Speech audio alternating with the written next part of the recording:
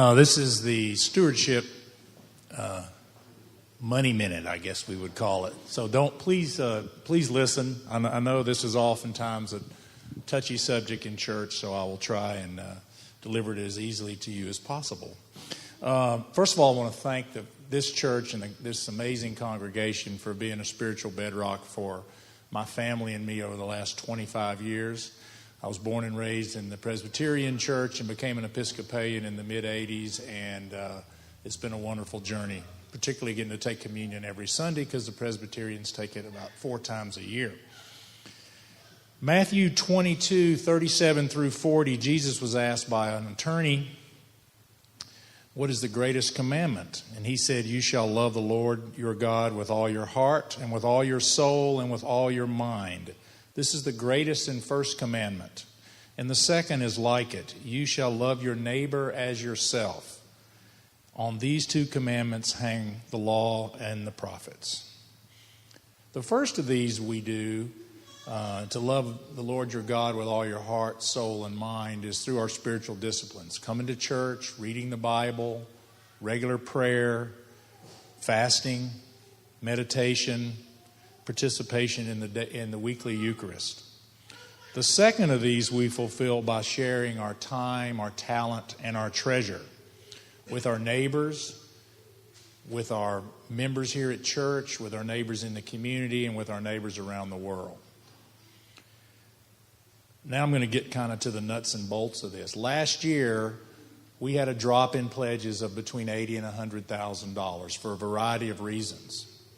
And in our church, we have fixed costs such as the staff costs, the upkeep of our church, our youth and children's programs, and we really can't cut those. So what happens when we don't have a shortfall in the budget? Outreach programs get cut. And those of you that know me know that I'm very involved in Haiti, and a number of members of this church have been down there many times. And our budget for Haiti last year was cut 50%. So I am using today to issue a challenge to the members of our church. And the first is to those who have never pledged. Some people just feel like, well, my pledge doesn't make any difference. Or maybe you've pledged in the past and you just didn't do it last year, you forgot, or you just didn't feel like you wanted to. Trying to get a number on how many people that is kind of hard, but we've kind of come up with a number of about 100 people that come to church fairly regularly don't pledge. So if each of those people would pledge $10 a week, and the reason I say a week is because when I talk to people about pledging, I find it's a lot easier if you talk about it on a weekly basis as opposed to a monthly or yearly basis.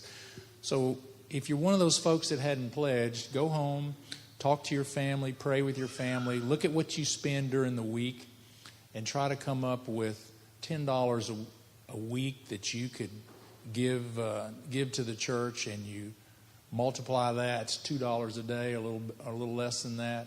You multiply that times 100 people in 52 weeks, that's $50,000.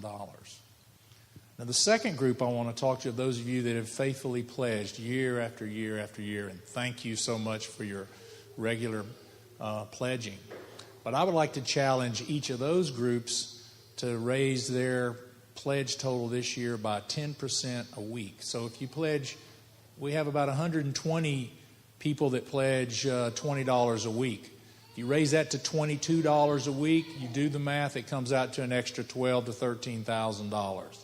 And we have about 50 people that pledge $50 a week. You raise that to $55 a week, that's another $12,000 to $13,000. And then another group, we have about 25 to 30 people that pledge $100 a week. Give another $10 to that, and that gets us another $25,000 or $30,000, and all of a sudden we've made up the deficit from last year. You know, my long-term dream for this church has been for us to be a 50-50 church.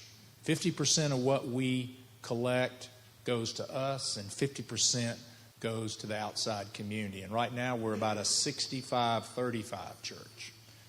65% goes to us and 35% goes out. So, and last year we kind of took a step backwards. So I would pray that we would come together as a congregation and raise that total to get us back closer to the 50-50 goal. Thank you for listening to me. And have a great week.